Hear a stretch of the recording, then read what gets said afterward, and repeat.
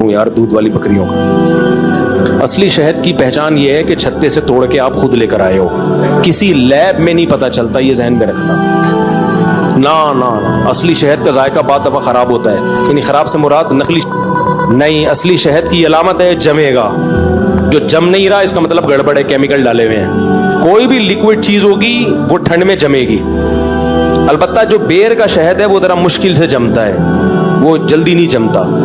और पलोसा दरख्त का शहद है केपीके में, वो गर्मियों में भी जम जाता है, लोग कहते हैं नकली है। तो लिहाजा उसको ना जमाने के लिए उसमें चीजें डाली जाती हैं, फिर नहीं जमता, लोग कहते हैं असली है। तो हम लोग बहुत बेवकूफ लोग हैं इनको, तभी तो मेरा शहद का बिजनेस का बेड़ा गर्क हो गया। मैं असली शहद बेचता था, चला ही नहीं। एक्सपोर्ट करने लगा था मैं। एक पार्टी आई मेरे पास, मैंने उनको शहद दिया, बताया कि ओरिजिनल है, तो उन्होंने क्या किया, वो रखे रखे जम गया, कि कहने ये तो चीनी है, जमा हुआ है। हालांकि वो चीनी नहीं थी, वो मोम के वो हो जाते हैं। तो उन्होंने कहा नहीं ये नहीं चाहिए। मैंने कहा मर्जी है भाई आपकी। फिर कहते हैं आप मौलाना हो के ये काम कर रहे हो। मैंने कहा मौलाना हो के ये कर रहा हूँ, मौलाना नहीं होता तो मैं इसमें केमिकल डाल के इसको जमने से बचा रहा होता। समझते हो कि नहीं? तो हमने फिर अंदाज़ा लगा लिया कि पाकिस्तान में अगर कोई खालिस चीज़ बेच रहा है तो वो दुनिया का सबसे बड़ा अहमक और सबसे बड़ा बेवकूफ़ है। यहाँ खालिस चीज़ सोसाइटी में चलेगी नहीं। अब बकरी के दूध के भी कुछ लोग बिजनेस कर रहे हैं, तो मेरा अपना भी इरादा हुआ कि एक शौक भी है, तो चलो इसी शौक को बिजनेस बना लो। अब बकरी के दूध में क्या होता है, खालिस दूध अगर आप बेचोगे ना तो किसी दिन दूध थोड़ा सा गाढ़ा आएगा, किसी दिन दूध थोड़ा सा पतला आ जाएगा, किसी दिन दूध में थोड़ी प्याज की महक आ रही होगी, आपने बकरी को प्याज खिला दिया उस दिन, किसी दिन दूध में कुछ और आ रहा होगा। लोग कहेंगे ये क्या है। मैंने गाय पाली थी ना, बिजनेस की नीयत से नहीं पाली थी, घर की गाय थी, लेकिन घर में इतना दूध तो मैं इस्तेमाल नहीं कर सकता था, 4-5 किलो घर में चला जाता। बाकी हमने कहा चलो महल्ले वालों को बेच दो। बगैर प्रॉफिट के बेच रहा था मैं, कोई प्रॉफिट नहीं रखे। उसमें शिकायतें आ रही हैं, हजरत आज का दूध तो बिल्कुल सफेद सफेद था, हजरत आज का दूध में तो पीलापन बहुत आ रहा है, हजरत उस दिन हमने दूध को बॉयल किया तो इतनी मोटी मलाई थी, आज दूध को बॉयल किया तो मलाई है नहीं। बैठ के वजाहतें ही देते रहो भाई। गाय अपनी मर्जी से दूध देती है, कंपनी की मर्जी से दूध नहीं देती। कभी गर्मी ज्यादा होगी उसने कम खाया है, या कभी ऐसी घास खा ली उसमें फैट कम बना है तो कम मलाई होगी। कभी कुछ, कभी ऑर्गेनिक चीजें स्टेबल नहीं रहती, एक जैसी कभी भी नहीं रहती। यही उसके खालिस होने की अलामत है। कंपनियां क्या करती हैं, अब शहद की कंपनियां क्या करती हैं, आप उनका शहद पूरी दुनिया में कहीं से भी ले लो, एक ही जैसा टेस्ट होगा और एक ही फॉर्म में होगा। वो वजह क्या, वो मैं नहीं कह रहा उनमें मिलावट करते हैं, वो मैं किसी पे इल्जाम नहीं लगा रहा, वो मशीनें चला के उनका पानी सक कर लेते हैं शहद में, ताकि उसमें जो सैलान है, बहाव है, वो कम हो जाए। तो कुछ ना कुछ करते हैं ताकि एक टेस्ट को मेंटेन रखा जा सके। ऑर्गेनिक चीजों का टेस्ट हमेशा एक जैसा बोलो नहीं होता। शहद जब भी उतारोगे नया जायका होगा, कभी पतला शहद निकलेगा, कभी गाढ़ा शहद निकलेगा, कभी थोड़ा व्हाइट कलर का होगा, कभी थोड़ा डार्क कलर का होगा। इस तरह से बिजनेस नहीं हो सकता। शहद में भी हमारे साथ यही हुआ, वो शहद लेके जा रहा है, ये थोड़ा डार्क कलर का आ रहा है, मुफ्ती साहब पिछले साल तो बड़ा लाइट चमकता हुआ कलर था, अब थोड़ा डार्क कलर है। बस वही ना, किस दरख्त पे है, किस मौसम में है, कौन से फूल उसने चूसे हुए हैं, मक्खी का मूड एक ऐसा था, ये सब चीजें डिपेंड करती हैं। गाय का मूड होता है तो दूध दबा कर देती है, मूड नहीं होता दूध की क्वालिटी गिरा देती है वो। अब गाय का मैं लतीफे सुनाऊंगा गाय को बिठा के उसका मूड सही करने के लिए। तो मैंने लोगों से बोला भाई ये हमारी गाय का दूध है, मेरा कोई बिजनेस नहीं है, ये आपने लेना है लो, वरना पतली गली से निकलो, मिलावट कोई नहीं हो रही है इसमें, आगे देख लो। लेकिन लोगों को नहीं समझ में आता भाई, खालिस चीज की खोपड़ी में दूध को पहचानते हैं मोटी मलाई से, मोटी मलाई ये खालिस है। हालांकि जितनी ज्यादा मलाई होगी वो दूध सेहत के लिए उतना ही ज्यादा नुकसानदेह है। इसका मतलब उसमें मिनरल्स नहीं है, उसमें फैट बहुत ज्यादा है। जब गाय को, भैंस को आप घास खिलाओगे ना, दूध की क्वालिटी अच्छी होगी सेहत के लिहाज से, मलाई कम हो जाएगी। जब आप उसको वो पता नहीं क्या कहते हैं, वनडे, उसको पता नहीं क्या क्या चॉकलेटें खिलाओगे ना। हमारा एक दोस्त है, वो दूध गाय पालता भी है और दूध बेचता भी है, वो गाय को केक खिलाता है। शाम को बेकरी का जितना सामान है वो लेके अपनी गाय को खिलाता है, कहते इससे दूध बहुत अच्छा आता है। केक खा के गाय अच्छा दूध दे सकती है, लेकिन होता क्या है, मीठा दूध निकलता है, फैट बहुत ज्यादा, लोग उसी से दूध खरीदते हैं। यार इसके दूध की क्वालिटी बड़ी शानदार है, गाढ़ा दूध है, इतनी मोटी मलाई, और ऐसा मीठा कि चीनी डालने की जरूरत ही नहीं। और हमारी गाय घास खा के दूध दे रही थी। ये क्या है, मुफ्ती साहब बातें तो बड़ी अच्छी करते हैं, लेकिन मुफ्ती साहब की गाय दूध अच्छा नहीं देती, क्योंकि गाय की नेचुरल ग़िज़ा घास है मेरे भाई। केक और चॉकलेटें नहीं है। वो मीठा दूध दे देगी, मलाई भी होगी, तो वो खुद ही थोड़े दिनों में फूल के कुप्पा बने हुए होगे, घी का डब्बा बने हुए होगे, दूध की क्वालिटी थोड़ी रहेगी वो। तो इसलिए पाकिस्तान में हमारा तजर्बा ये है, मैंने भी बिजनेस किए हैं, ऐसा थोड़ी बहुत सारे बिजनेस करके बैठा हुआ हूँ मैं। अंदाज़ा हो गया यहाँ सही चीज़, यहाँ झूठ बोल के माल बेचना आसान है, सच बोल के माल बेचना मुश्किल। सच बोल के शादी करना यहाँ बहुत मुश्किल है।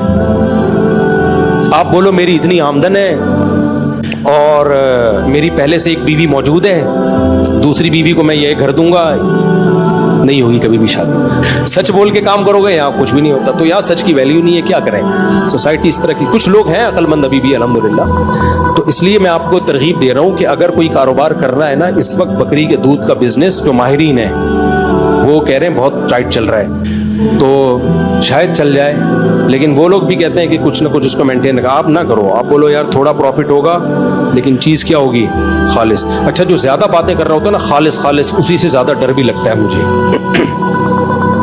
क्योंकि ज़बान पे एतमाद ही ख़त्म हो गया लोगों के। अभी एक साहब ने, एक हकीम थे, 2 नंबर हकीम, अल्लाह उनकी मग़फ़िरत फरमा दे तो ज़्यादा अच्छा है। मग़फ़िरत मुर्दों के लिए की जाती है ना दुआ, तो वैसे तो वो जिंदा हैं। उन्होंने हमारे किसी दोस्त को कोई नुस्खा दिया, वो सुस्त रहते थे ना, सुस्ती रहती थी उनमें। तो कोविड कोरोना के दिनों में नहीं, जब ये चल रहा था बड़ा, वो थोड़े डिप्रेशन में भी गए हुए थे, तो एक हकीम साहब ने उनको दवा दे दी। हकीम साहब ने उनको बोला कि ये इतनी सी चुटकी खा लिया करो।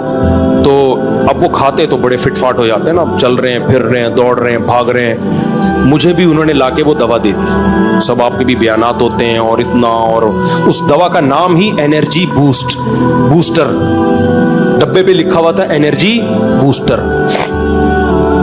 मैंने कहा मैं नहीं खाऊंगा भाई, मैं नहीं खाऊंगा, हमें क्या पता इसमें क्या है। या तो 100% हकीम पे एतमाद हो, वरना मेडिकल दवाओं में कम से कम ये तो पता होता है ना कि ये क्या है इसके अंदर। इसमें मुझे पता क्या, मैंने कहते हैं नहीं बहुत ज़बरदस्त हकीम है वो 2 नंबर नहीं है। मैंने कहा भाई पाकिस्तान में किसी पे एतमाद करना बड़ा मुश्किल काम। मैंने कहा हम अपनी सेहतों को ऐसे बर्बाद नहीं। उसने कहा नहीं, जितना भी सुस्त हो आदमी, थकावट हो, होता है ना कुछ लोग ड्रिंक पी लेते हैं तो थकावट दूर हो जाए, कॉफ़ी पी लेते हैं, चाय पी लेते हैं, वो फिर भी समझ में आता है कि उसका पता है कि इसके साइड इफेक्ट क्या है, फ़ायदे क्या हैं। मैंने कहा इसका क्या पता हमें। 2 साल तक ना वो जब थके हुए होते, एक चम्मच लेते गर्म पानी के साथ और फिर अपने दफ्तर जाते, भागते दौड़ते, जैसे कोई सुट्टा लगा के नहीं चला जाता। कहते बड़ी ताकत आती है इससे। जिम जाने से पहले भी खा रहे हैं ना, जिम जा रहे हैं, फिर जनाब डोले शोले बना रहे हैं। कह रहे हकीम 1 नंबर है। हकीम कह रहा है अल्लाह की कसम कुछ भी नहीं है इसमें, कोई 2 नंबर ही नहीं है। मैंने उनसे कहा इसका लैब टेस्ट करवाओ। मेरे कहने पर ना, जब बहुत ज़्यादा 2 साल तो उन्होंने खाई, मैंने बहुत ज़्यादा इसरार किया ना कि यार लैब टेस्ट करवाओ। करवाया तो स्टेरॉइड निकला उसके अंदर। अब उन्होंने हकीम को जाके पकड़ा, यार तुम हमें स्टेरॉइड खिला रहे हो। कह रहे अल्लाह की कसम मैं नहीं डालता, असल में कुछ अज्जा मैं दुकान से खरीदता हूँ, शायद वो डाल देते हो। मैंने कहा इस कमबख्त से पूछो कि फिर तू इतना कॉन्फिडेंटली क्यों कह रहा है कि इसमें कोई नुकसानदेह चीज़ नहीं है। जब तू कहीं और से भी कुछ चीजें खरीद रहा है तो आप बोलो मैं कुछ नहीं डालता, भाई बाहर से कुछ चीजें मैं खरीदता हूं शायद उसमें डल जाता हूं, ये बोल दो ना। साफ बात करने का हमारी सोसाइटी में रिवाज नहीं है, हर आदमी घुमाता है बात को। तो इसलिए भाई बहुत मुश्किल है पाकिस्तान में किसी पे एतमाद किया जाए। गोरों में ये एक अच्छी चीज है, कुत्ते पालते हैं मगर झूठ नहीं बोलते यार। वहां कोई चीज खरीद रहे हो तो उसका मतलब है जो लिखा हुआ है वही है। मैं कितना बाहर जाके खाने खाता हूँ, बीमार नहीं होता। यहाँ आते ही हमारे मसाले वहाँ बैन है। इसमें भी लोगों ने एतराज़ किया कोई बैन नहीं है, ये कंपनियों के मसाले तो जा रहे हैं। भाई ये कंपनियों के मसाले जा रहे हैं वहाँ भी, लेकिन ये वाला फॉर्मूला नहीं है। कंपनियों के नाम तो यही है, फॉर्मूला क्या है? रेसिपी चेंज है, फॉर्मूला चेंज है, यहाँ कुछ और है, वहां कुछ और है। यहाँ टेस्ट, बिरयानी का ढक्कन जब हटाते हो ना देख से, एकदम तो खुशबू के झोंके आते हैं, ये बाहर की बिरयानियों में नहीं है। तो ये जो झोंके आ रहे हैं ना, ये कुछ और डाला हुआ है इसके अंदर। इतना धोखा, इतना धोखा, इतना धोखा, तुम्हारी सेहतों से खेल रहे हैं। मत करो, मसाले भी मत खाओ बाहर के। ये लौंग, काली मिर्च और ये सारी चीजें लाके ना नेट पे सर्च कर लो, रेसिपीज आजकल मिल जाती हैं। तो नेट पे घर वालों से बोलो भाई बिरयानी मसाला खुद घर में बनाओ, टिक्का मसाला खुद आप तजर्बा करके देखो, अल्लाह की कसम आप घर में वो मसाला बनाओ, आप खाओ, पेट खराब नहीं होगा। बाहर का पैकिंग का बहुत अच्छी कंपनी का मसाला लाओगे, कुछ ना कुछ फर्क पड़ेगा आपके पेट। और अगर नहीं पड़ रहा तो इसका मतलब तुम गंदगी के आदी हो चुके हो। एक भंगी अगर एक गटर से डुबकी लगा के दूसरे गटर से निकलता है, उसे कुछ भी नहीं हो रहा, तो ये नहीं है कि इम्यून सिस्टम बहुत स्ट्रांग है भाई, उसको आदत हो गई है किसकी, उस बेचारे का, तो मजबूर है वो। शरीफ, एक शरीफ नहीं कहना चाहिए, एक सफाई पसंद आदमी अगर घुसेगा तो बीमार हो जाएगा वो। तो ये जो आप अगर इन मसालों को खा के खराब नहीं हो रहा ना पेट, तो ये इसकी अलामत नहीं कि आप बहुत अजीम इंसान हैं। ये मसाले ठीक हैं, ये इसकी अलामत है कि आपको गंदगी की आदत पड़ चुकी है। बहुत हो गया यार, मैं भी इंसान का बच्चा हूँ। कुछ क़यामत के दिन दर्जाबंदी की जाएगी, लोग बताऊंगा किसी दिन, पूरा लंबा बयान है इसके ऊपर। जल्दी